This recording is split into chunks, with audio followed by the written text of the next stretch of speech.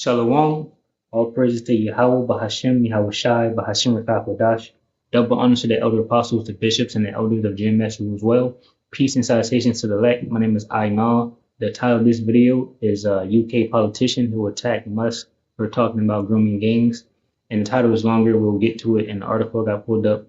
Basically, I'm going to go into the fact how Esau Edom is divided and they're attacking each other. Get a little bit of Daniel, the kingdoms on planet Earth, and just going to that pretty much. So this is the People's Voice. It says UK politician who attacked Musk for talking about grooming gangs arrested for grooming boy. So you can see the title right there.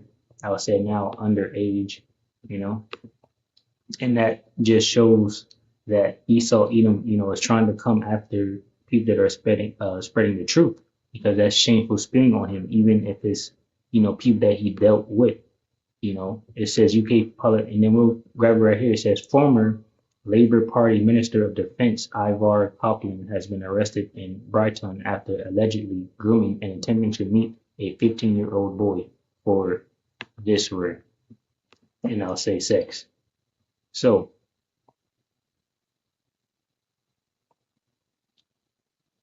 it says Kaplan was arrested on Saturday, 11th January, after a sting by local pedophile hunters who live streamed the operation on Facebook and shared further footage of the arrest online.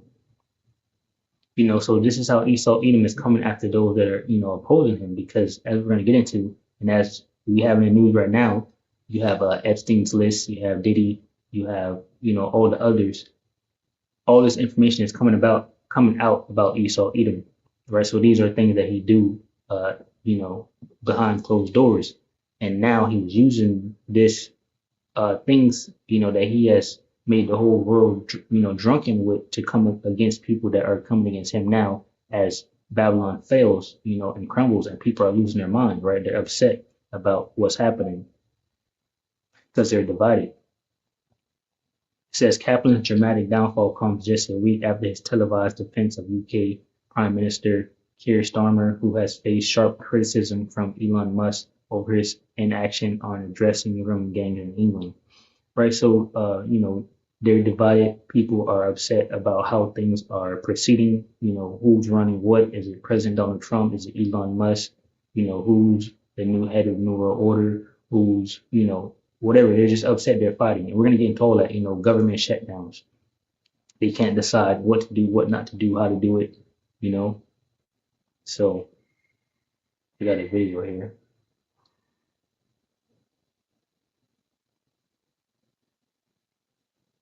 So it says you can't make this shit up. A week ago, and that's why you need the Lord Yahweh Bashmi Shai, right? Or you have to be of his men. Lord willing, I'm of that number, the hopeful elect, because Esau's out here coming down with that great rap. It says you can't make this shit up. A week ago, former Labour Minister Ivar Kaplan was on TV lambasting Elon Musk about many tweets. Today, he has been arrested after he had allegedly attempted to meet a 15-year-old boy during a sting operation. So there you go. Obviously, someone was upset and he did something about it. All right. I guess we'll play the video. Is that, of course, what I am really against of what Musk has said, around obviously one of our very long-standing members, and also the Prime Minister himself. Those type of comments are not acceptable, and they've not been acceptable by what he said, and clearly that is something that I think the United States will have to take up as a matter for them once there is a new president in a couple of weeks' time. Which comment specifically? What is comments on Robinson? Which one specifically? Well, Tommy Robinson is even Nigel Farage thinks it's a ridiculous idea. But the comments that I'm particularly concerned about are the comments relating to what a senior figure in the Labour Party has done as part of role being a minister, and of course the abuse that he has tried to bring on Keir Starmer, which is completely and utterly unfounded. From the United Kingdom. So you're talking about the comments about Jessica Lister. She shouldn't be pressing, really. Yeah. No, of course she shouldn't be. She's done more over the years in terms of safeguarding than probably anyone else in the United Kingdom. And why would she then not look to do even more and make sure that, in terms of inquiry for the Oldham scandal, which in fact, I think it was in 2022 or 2019, there was actually some sort of inquiry, and it said that the Oldham Council were not fit the councils were not fit to run the council. But she's turning it back to the council, suggesting that they should have an That's true. But also, you would think that she would want a national big inquiry into all of this.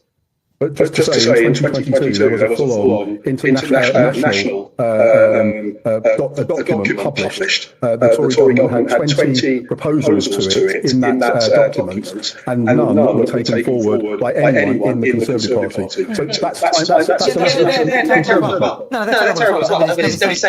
All right, so you can come check this out. It says GB News, basically to the point. Ivor Kaufman says Elon Musk comments on Jess Phillips and Keir Starmer are not acceptable, right? And the banking elite said you speaking at all, it's not acceptable, obviously because now this guy's in jail. So, he's out the way. Anyway,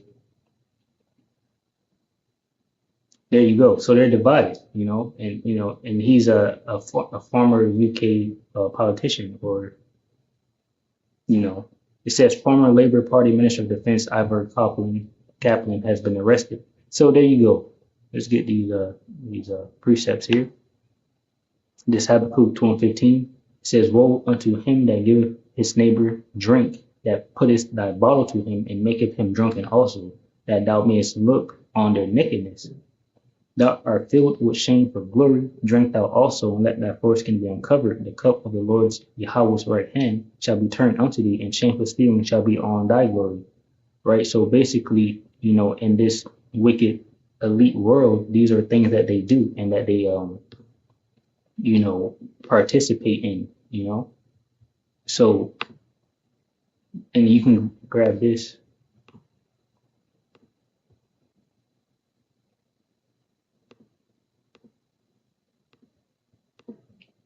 It says, "A wise judge will instruct his people, and the government of a prudent man is well ordered. As the judge of the people is himself, so are his officers. And what manner of man the ruler of the city is, such are all they that dwell therein." So this is what Esau Edom has done to the world. And that's why you have things like adultery no longer being illegal in New York. And that's what he's trying to form the world to be. One big ass orgy party, right? Pretty much just diseases, death, fake foods, just all horrible, right? That's why this man has to be thrown out of power, by force. And that, being by Yahweh Bashmi Shai is going to come and do that. So we'll grab it. It says, "An unwise king destroyeth his people." Allowing adultery to be legal, what is it? That's, first of all, that's against the Most High, Yahweh Bashmi Shai. And then it brings in diseases, people are not happy. People kill themselves. The scriptures even say that people go out their wits for women. These weak men out here be killing themselves over these little ass females, right? So having adultery not legal in New York, which is just New York, and that's, obviously if it's in New York, it's going to spread everywhere. That's probably the testing grounds. It's just complete madness. It says, "An unwise king destroyeth his people, but through the prudence of them which are in authority, the city shall be inhabited." Right? That's why Esau Edom has to be thrown out, and the elect, the saints, are going to be put in. It says, "The power of the earth is in the hand of the Lord, and in due time," the Lord being Yahweh Bashmi Shai, "in due time he will set over it one that's profitable." Right? And Yahweh Shai is on the way. I always say for these heathen, don't look up.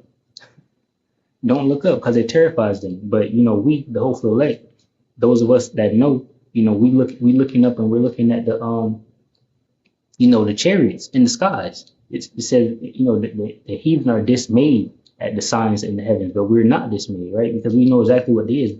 But for them, it's terror. So complete madness. So the point I wanted, as the judge of the people as himself saw his officers, and what manner of the man of the ruler of the city is, such are all they that dwell therein. So there you go. And that's how they was able. That's how if you put two and together, this man was talking about someone up there in elite, and then 1 week later, here he is, a sting operation. It's something they do and always do. Habakkuk 2:15. Woe unto him that giveth his neighbor drink, that putteth thy bottle to him, and maketh him drunken also, that thou mayest look on their nakedness. So that's what Esau Edom has done. He's allowed them to be wicked, so he can look on that, and if at any moment bring it up, and do something about them. It says, thou art filled with shame for glory, drink thou also, and let thy force can be uncovered. The cup of the Lord's, Yahweh's right hand shall be turned unto thee, and shameful stealing shall be on thy glory. Right, and that's the downfall of Esau Edom. Ultimately, people putting two and two together, knowing that these people are in bed with each other, it's all shameful stealing. Moving on. Amos 5:10, it says, they hate him that rebuketh in the gate, and they abhor him that speaketh uprightly. That's an excellent point. Let me see if I can grab this in NLT. It says, how you hate honest judges, how you despise people who tell the truth. That's what Esau Edom is on right now. That's why Amos 8:11, which goes into the famine of the word, is going to come soon. Because people just have a voice and opinion to state it anywhere. Social media, podcasts, news outlets. So they hate him that rebuketh in the gate and that speak uprightly. Now all this dude did was tell the truth about something that he didn't like. And they threw him up under the bus. So Job 20, and I got this because I don't know if he's farmer or still, but if he's farmer, or still, he's just a working guy. This is we should get to the point. Job 20:22. It says, in the fullness of his sufficiency he shall be in scrapes, right? There's hard times, basically, and Esau Edom is in hard times. You have the wildfires in California burning right now because of some other mess that he's trying to hide. It says, every hand of the wicked shall come upon him. And this word wicked goes into your laborers, your working class. These politicians and things like that, they're working class too. And especially if he's a farmer, just he was there, now he's not there. It says, laborers suffer, wretched one, labor workmen suffer toiling, right? Laborer. So that's a workman. So, this individual is coming against the elites. He's probably in a position where he's upset about what's going on, how the world is turning and how it's being ruled. In Luke 12:49, it says, I am come to send fire on the earth, and what will I if it be already kindled? Right? And this in NLT is good. It says in the NLT, I have come to set the world on fire, and I wish it were already burning. Continuing on in verse 50, it says, but I have a baptism to be baptized with, and how am I straitened until it be accomplished? Suppose ye that I am come to give peace on earth, I tell you nay, but rather division. That's the point. The Most High Yahweh Bashmial Shai is coming to send division on this place, and they're completely divided, and they're terrorized too by the chariots in the skies flying around, following them, to their houses and over their government facilities and things like that. Right? This is the Lord and his angels. Matthew 12:22. And I'll grab this in the NLT. Let me grab Matthew 12:22.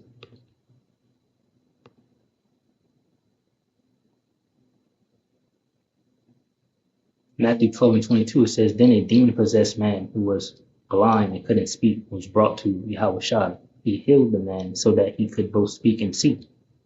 Then, the crowd was amazed and asked, how is it that Yahweh Shai, the son of David, the anointed?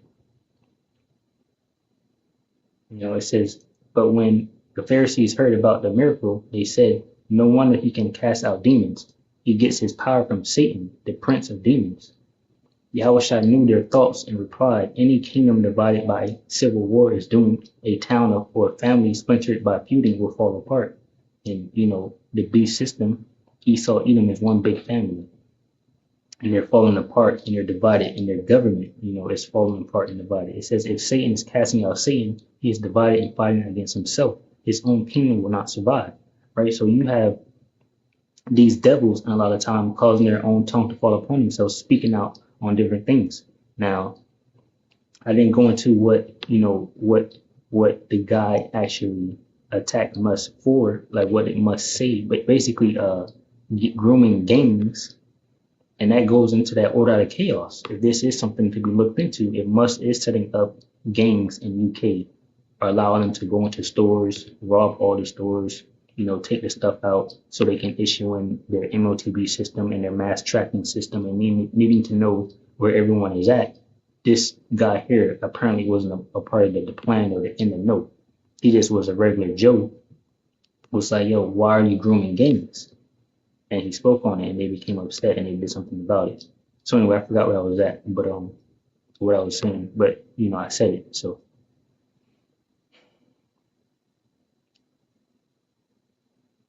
it says, Yahushua knew their thoughts and replied, any kingdom divided by a civil war is doomed. A town of families splintered by feuding will fall apart. And if Satan is casting out Satan, he is divided and fighting against himself. His own kingdom will not survive.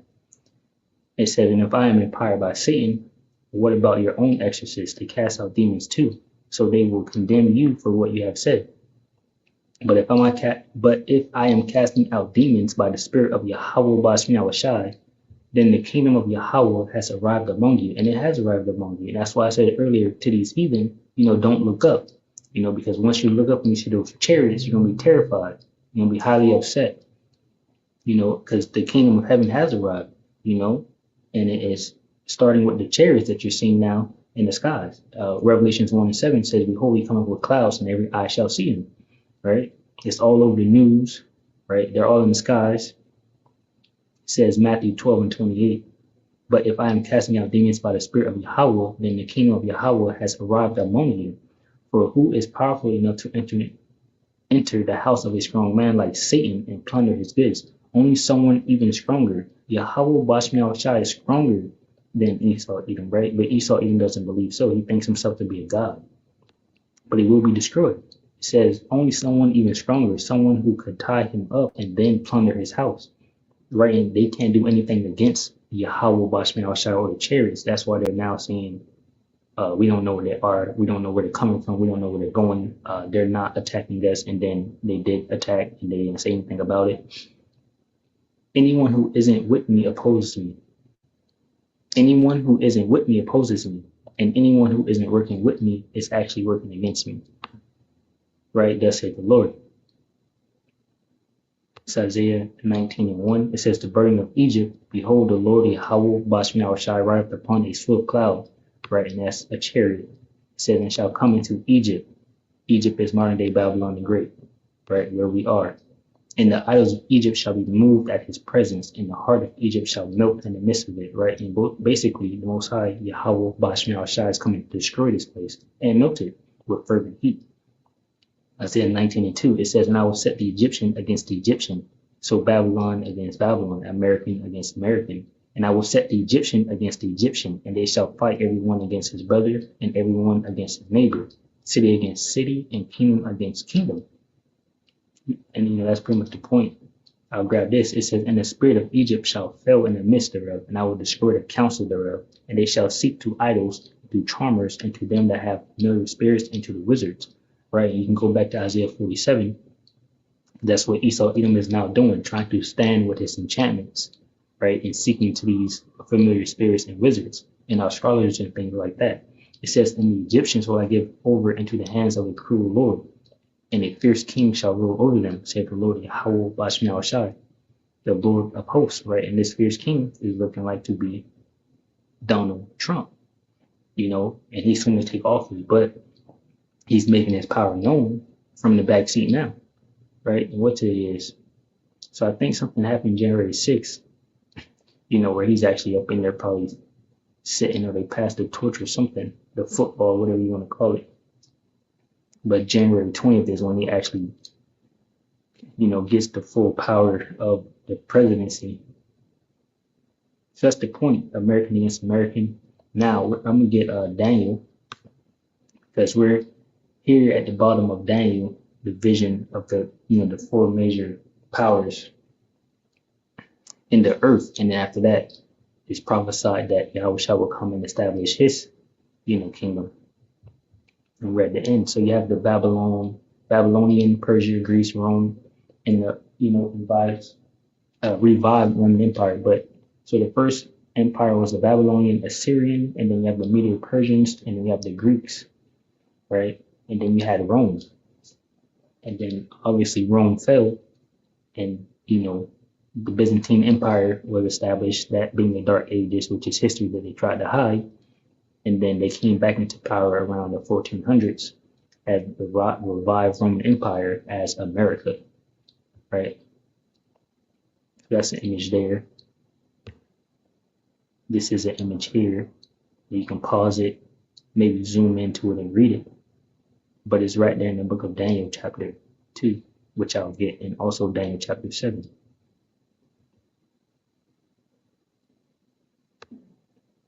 Now this is Daniel chapter 2 to the point. Daniel 2:31, it says, Thou, O king, sawest and behold a great image. This great image, whose brightness was excellent, stood before thee, and the form thereof was terrible.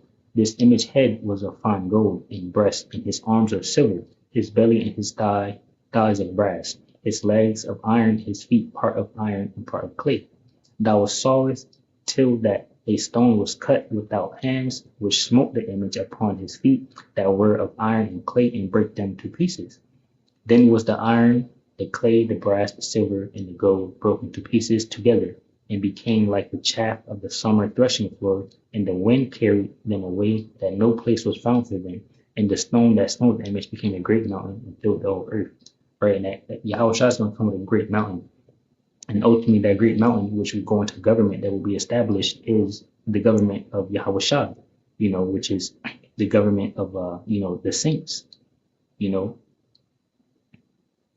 So we'll get to the point again.